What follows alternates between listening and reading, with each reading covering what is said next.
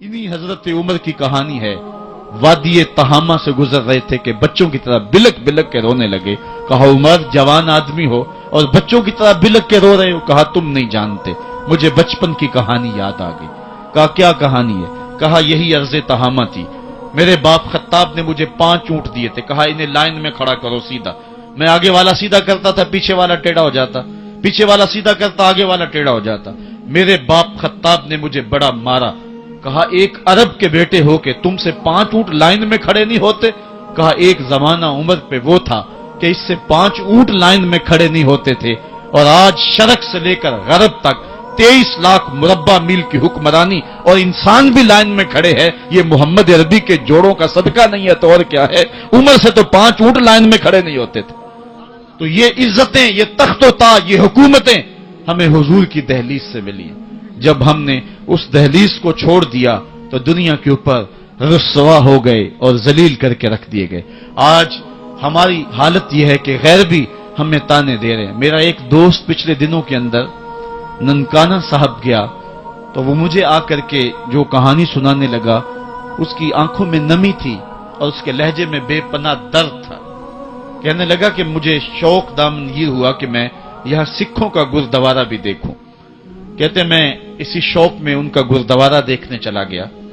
तो जब गुरुद्वारे की सीढ़ियां आई तो मैं जूते उतारे और मैं सोच रहा था कि इनको समेट के कहां संभालूं, तो एक शख्स आगे बढ़ा और मुझे कहने लगा कि आप तसल्ली से जाएं, ये गुरुद्वारा है, मुसलमानों की मस्जिद नहीं है। तो कहता कि मेरा कलेजा फटने लगा कि हम इस कदर अखलाकी पस्ती का शिकार हो गए हैं, क्योंकि जवाब तो मेरे पास नहीं था जो उसको मैं दे सकता, क्योंकि हमारी हालत बैन ही यही है। तो कहता है कि मेरा कलेजा कटने लगा कि हम इस पस्ती और इस जिल्लत के मकाम पे चले गए हैं। अब हमारे मुल्क के अंदर जो हमारे जिम्मी हैं वो भी हमको जो है वो ताना दे रहे हैं, और हमारे मुस्तामन भी हमको ताना दे रहे हैं, और मुल्क के अंदर भी हमको जिल्लत और रुसवाई का सामना करना पड़ रहा है। ये हमारी जिल्लत और रुसवाई की मिसालें हैं। हमारी अखलाकी पस्ती और जब्बू हाली ने हमको कहीं का नहीं छोड़ा है। मैं बहुत पुरानी कहानी नहीं सुनाने लगा आपको, ये कुरून उला की कहानी नहीं है। ये कहानी जो है वो सहाबा के जमाने की भी नहीं है। ये कहानी जो है वो ताबेइन के भी दौर की नहीं है, मुहद्दिसीन के दौर की भी नहीं है। ये सिर्री सख्ती के जमाने की कहानी भी नहीं है। ये जुनैद बगदादी के दौर की भी नहीं है। हाँ, ये मुजद्दिद अल-फसानी के जमाने की कहानी भी नहीं है। ये कल की बात है। हम दौरे गुलामी में थे, हमारे ऊपर अंग्रेज हुकूमत कर रहा था। एक अंग्रेज अफसर शाही मस्जिद देखने के लिए आया, और जब चबूतरे के ऊपर चढ़ा तो एक गदागर ने उसके आगे हाथ फैलाया। उसने बटवा निकाला और उसकी हथेली में कुछ पैसे रखे। दोबारा वो जेब में बटवा डालने लगा तो बटवा उसके हाथ से गिर गया और वो बेतवज्जगी में अंदर चला गया। उस गदागर ने आगे बढ़ के उस बटवे को पकड़ लिया। ख्याल था ये वापस आएगा तो मैं इसको बटवा दे दूंगा, लेकिन वो किसी और दरवाजे से निकल गया और ये मुंतजिर रहा। वक्त गुजरता रहा। 1 साल गुजरने के बाद वो दोबारा फिर आया। उसका कोई दोस्त उसे मिलने आया था इंग्लिस्तान से, उसको शाही मस्जिद दिखलाने के लिए वो फिर आया। ये गदागार वहां बैठा हुआ था, इसने पहचान लिया। कहा साहेब 2 लम्हों के लिए रुकिए, मुझे आपसे जरूरी काम है। दौड़ा दौड़ा गया, करीब ही घर था, वहां से वो बटवा उठा लाया। उसमें बहुत ज्यादा जो है वो पैसे थे। कहा ये 1 साल कबल आप आए थे, आपको याद हो ना याद, आपका ये बटवा गिर गया, मैं ढूंढता रहा, आप मिल ना पाए। उसने जब देखा, वो एक कभी बटवे के अंदर रकम को देखे, कभी गदागर के चेहरे को देखे, फिर उससे रहा ना गया। उसने कहा तू गदागर है और तू एक एक पाई सुबह से शाम तक इकट्ठी करता है, इतनी रकम तुझे इकट्ठी मिल गई तो तू इस रकम से अपना घर बना सकता था, कारोबार सेट कर सकता था, और 1 साल हो गया तू मेरा इंतजार करता रहा। उसने कहा बाबू बात रकम की नहीं है, तू ईसाई है और मैं मुसलमान हूं। कल कयामत के दिन अगर तेरे नबी ने मेरे नबी को कहा कि मेरे उम्मती का बटवा गिरा था और तेरे गुलाम ने पकड़ा था, तो फिर मेरा नबी जो है तेरे नबी के सामने शर्मसार होगा। मैं गदागर जरूर हूं, बेगैरत नहीं हूं। मैं नहीं चाहता कि मेरे नबी को तेरे नबी के सामने शर्मिंदगी हो। ये तो गदागरों की कहानी है। आज शाहों की कहानियां सुनाऊं तो कलेजा मुंह को आए, आज वजीरों की कहानियां सुनाऊं तो कलेजा फटने लगे। آج آیان سلطنت پہ براجماں تخت شاہی پہ بیٹھے ہوئے آج یہ وزراء، آج یہ افسر، آج یہ وڈیرے، ان کی کہانیاں چھیڑ بیٹھوں تو کلیجہ پھٹنے لگے۔ جب میں کہتا ہوں الہی میرا احوال دیکھ، حکم ہوتا ہے اپنا نامہ اعمال دیکھ۔ میں نے اصلاح امت کانفرنس کے موقع پہ آپ کو یاد ہوگا کہا تھا کہ یہ تو کرم ہے محمد کی زلفوں کا کہ ہمارے اوپر پتھر نازل نہیں ہوتے، ورنہ جو حال ہم نے کر دیا ہے اور جس اخلاقی انحطاط کا ہم شکار ہیں، ہمارے اوپر تو آسمان ٹکڑے ہو کے برستا۔ اگر ان کی رحمت نہ ہو درمیان میں، ابھی آگ لگ جائے دونوں جہاں میں۔ اقبال کہتا ہے زوال بندہ مومن کا بے زری سے نہیں۔ یہ نہیں ہے مسئلہ، مسئلہ پستی ہے، زبوحالی ہے، تعلیمی انحطاط ہے، عملی انحطاط ہے، مرکز سے جو ہے وہ دوری ہے۔ دامن رسالت ماب کو چھوڑ دیا ہے، پھر رسوائیاں مقدر نہیں ہوں گی تو کیا ہوں گی۔ آئیے ابھی بھی موقع ہے، توبہ کا دروازہ بند نہیں ہوا، رب سے بھی معافی مانگ لیں۔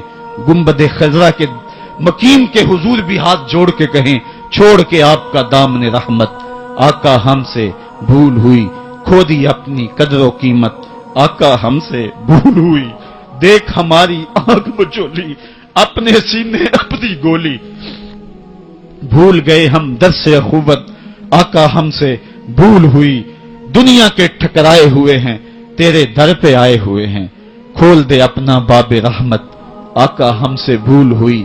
آج وہ شعر مجھے پوری طرح یاد نہیں آ رہے جو بچپن میں پڑھ پڑھ کے رویا کرتے تھے۔ وہ کیا کمال، کسی نے کہا ہن جے رونا تے اکھاں وچوں ہنیرا جاندا نہیں نور جاندا ہے۔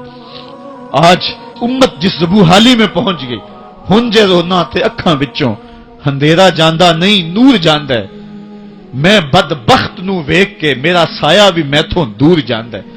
میں پاپی مجرم، میں میلا اتھرو، میں پاپی بندہ، حضور معافی، حضور معافی، حضور معافی، حضور معافی۔ تساں سی ڈکیا جنہ کماں تھی، حضور جی میں او کر گیا واں، گناہاں دی دل دل دے اندر گل میں تیکر اتر گیا واں، تہاڈے حکماں نو چھڈ کے آقا میں جیندا کتھے ہاں مر گیا واں۔ حضور معافی، حضور معافی، حضور معافی، حضور معافی۔ علامہ اقبال فرماتے ہیں آؤ اگر تم دوبارہ اسی عروج کو دیکھنا چاہتے ہو تو دامن مصطفیٰ کو تھام لو۔